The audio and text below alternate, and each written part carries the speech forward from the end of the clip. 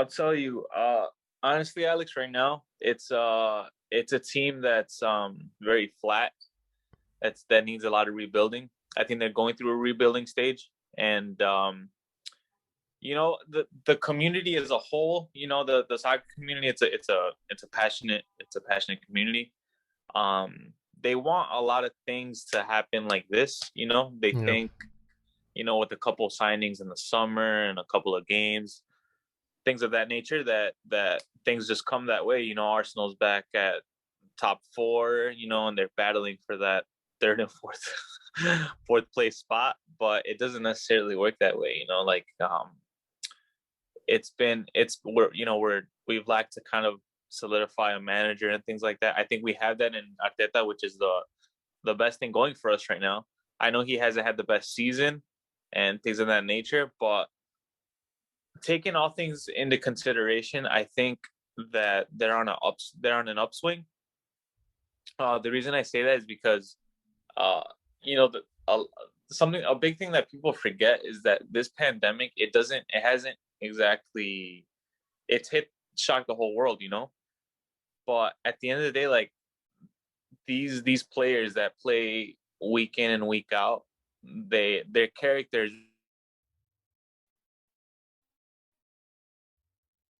We lost you there for a little bit.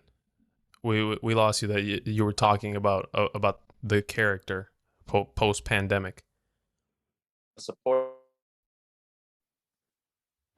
Yeah, so yeah, this tested the character of a lot of everybody, really, like of how the managers handle the pressure, about how the players handle the pressure, how the top teams perform. And to kind of back up my statement there, we're seeing teams like West Ham and Leicester and Tottenham make a freaking somewhat of a run, and that's because since everybody's kind of put on this even playing field where like nobody's accustomed to these things where you can't, it's kind of like a bubble scenario type of thing, and a lot of these things that they haven't lived through before, and they're going through them now. This has thrown like the younger, like Arsenal's a pretty young team. They've seen firsthand that they're not accustomed to something like that, and adversities like that, they're going to test your character.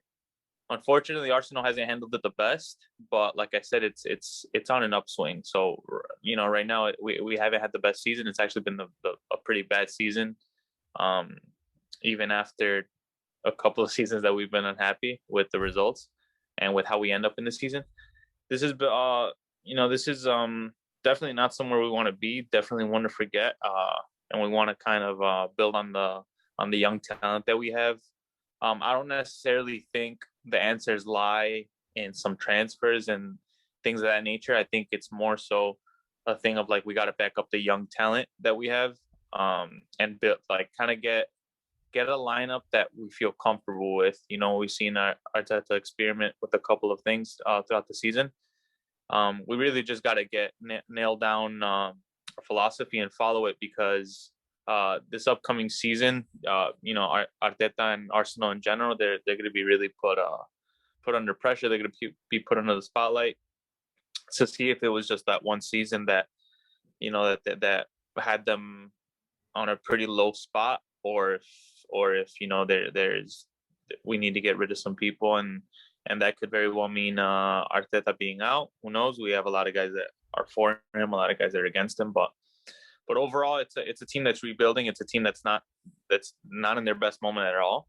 But we gotta look at the positives. We gotta look to build off of those things, and yeah, we'll see where this next season takes us. That segues me directly into my next question, which was actually about Mikel Arteta, and I really wanted to ask you Mm-hmm. your thoughts about the appointment of Mikel Arteta at the time. Did you think that was an upgrade over Unai Emery, or did you think that was a very, very risky bet that Arsenal made? I think it was nothing but positives, because think about it. I mean, this guy was under Pep Guardiola. Mm, The respect that man has. He's a former Arsenal player. And he understands the game. I mean, it's only was like the 2014 season that he was still part of the squad and mm, everything. yeah.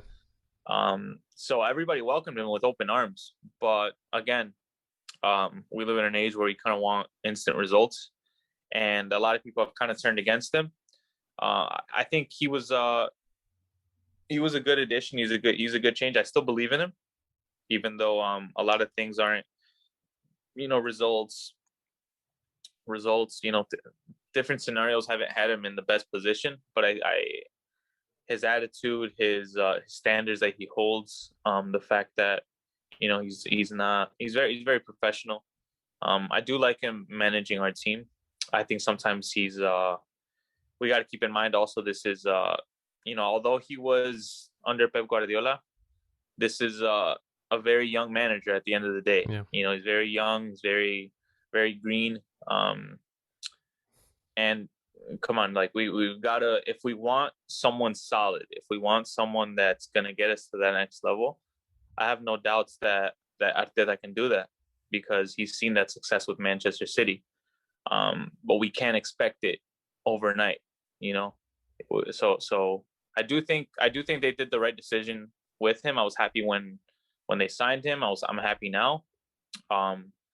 But yeah, I overall I've been happy with that. I mean, the results haven't been the best. That could be for a number of reasons, but I'm happy with that. You hit a lot of great points there. The main one, in my opinion at least, is that Mikel Arteta is very young and he's still very green.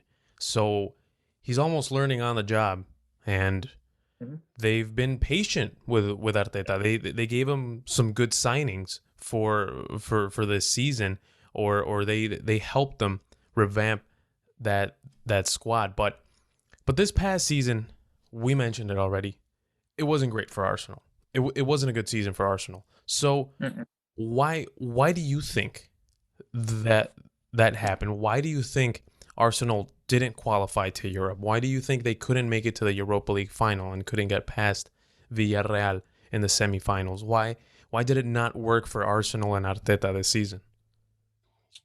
I think there's just a lack of ginormous thing, and that's leadership. That's accountability. They lack that championship mindset. Not championship, the second division. That's fucked up. But the champion. They lack that champion mindset. Yeah. And when I mean that is, like, when they go 1-0 down, these guys, you have your games here and there where they they're kicked into gear. But what do you see when you see Manchester City? When you see Real Madrid, you see someone like that go 1-0 down. You don't see them hanging their heads. You don't see them giving away 5-yard passes, turning the ball over. No, you see them get kicked into gear. Everybody gets amped up. Man City has a leader like Pep Guardiola. Real Madrid has someone like Ramos. You have these leaders in these big teams, and there's that character that's missing there a lot. And without that, you could sign whoever you want. You could sign Mbappe himself. You could sign whoever.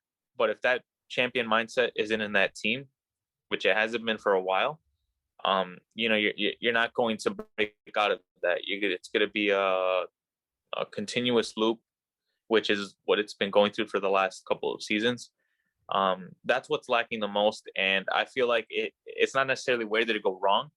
It was just never. It was never. It started off a good season. When we took out Man City, we took out Liverpool. In those FA fixtures, and we had high hopes for this season. I was really excited myself. I thought, I was sure that this team was gonna finish in the top four. But the fixtures, the different adversities that you're given, this season has kind of been unprecedented, taking all things into account. And yeah, that really showed. So I think it's character that they lack the most. It's leadership. It's wanting to be number one that they lack. You have it in a few of the players at times. That's not enough. That's not enough. The champions, Man City, if I feel like, to start it off, I think if you're going to be in that league, why would you aim at something other than number one? Like that's how they should be thinking. And if your aim is at, let's get to top four, okay, that's fine. But don't expect, again, you're number one. because you're telling yourself, we'll be okay if we end up at number 4. So why would your actions ever follow something that's going to have you at number 1? That doesn't just happen as a miracle. You have to kind of plan accordingly. You have to not be willing to compromise at all. You have to not be willing to lose a game. You have to not be willing to tie a game. The thought of, losing to someone like freaking Tottenham should eat you alive, and I don't necessarily see it with these players. They lost, I believe, the first fixture, I think 2-0 to Tottenham. I don't care if they have Harry Kane. I don't care if they have Sonny on a really good streak of games. You shouldn't, like, things like that. That's what they're lacking the most. And I think that once they start identifying that, and I think Arteta is gonna lead them that direction, then we could see a positive change. But until then, man, they've got a lot of work to do as far as character, as far as where they want to be in the league. And yeah, let's just hope they turn the corner soon, because I don't know how much my heart can take. It's not just you. It's not just you. Arsenal fans in general are getting very impatient with this team. But Yeah. you mentioned the leadership. It's also, of course, we also have to talk about the lack of personality in some of these players. And what I find almost ironic is that the players in Arsenal, or at least the ones that were playing for Arsenal this past season, the ones that had the most personality are usually the ones that made the most mistakes. I'm talking about Granit Xhaka, David Luiz. I think of the two players that have the most personality in Arsenal. I think of them two, but they're the most mistake prone. They're a mistake waiting to happen. And now Arsenal, of course, they didn't re-sign David Luiz, which I think that's a good thing. David Luiz is like 6-7 years past his prime. He left his prime in Belo Horizonte when he lost 7-1 to Germany, but that's a different story. David Luiz is a double agent. I don't disagree. I'll just put it that way. I definitely don't disagree. But it's just that the personality's lacking, the leadership is lacking. Miguel Arteta can only do so much. But there also has to be some choices that Miguel Arteta has made that were questionable. And there was many of them throughout the season. And I know as a human being, all of us, we have a short-term memory, but I just remember in the semifinal, the second leg of the semifinal in the Europa League against Villarreal, he took out Pierre-Emerick Aubameyang when they needed a goal. So those are also things that Mikel Arteta has to build off of and learn from, because if you're in a Champions League semifinal, which that should be the aim, or that should be the floor for Arsenal in an ideal world, you can't make those types of mistakes, because you're going to be facing a Pep Guardiola, a Jurgen Klopp, a Zinedine Zidane. Those types of managers, they'll see that you made the mistake, they'll adjust immediately. Oh yeah. And I'm not saying that Unai Emery isn't like that. Unai Emery, they were playing in the Unai Emery League, or in the UEFA Europa League. Yep. But still, there are some things that Mikel Arteta definitely still has to work on. But if you have players that don't feel the badge, they don't feel a certain responsibility when they wear the jersey, well, then you have a bigger problem. It's not necessarily whether I play a 4-3-3 or a 4-2-3-1, or whether I play with a backline of 3. Right, yeah. If there's no personality, the problem is bigger, and the problem is deeper, and it's harder to solve than it is something tactical. But I want to move off a little bit of from the tactics and that type of stuff, and I want to talk a little bit more about the ownership at Arsenal, because that has been a big talking point these last couple of weeks, ever since this whole Super League stuff came about. And I just want to ask you, do you really genuinely think that this Arsenal team would be different should Spotify's owner, Daniel Ek, take over and buy the club? Or is that just a fantasy that people have, or a hope that people have? Yeah. I think it's as humans, we like to look at the easiest way out. And I think, as opposed to looking at the things that can directly affect performances, like the players, like the tactics, like the managers, like the decisions that they're making day in and day out, I think it's easier to point at the top guy. I think it's easier to yell Cronky out, pull up to the stadium with your little sign, you know, and that's the easier route. I don't necessarily mean that. I don't necessarily think, because put it this way: a new owner is not going to. Yeah, it could change it up down the line for sure. I think in 2-3 years it could be in a way different place, but it's not no matter who the owner is, there's got to be a positive. There's got to be a positive change, and too many people are worried.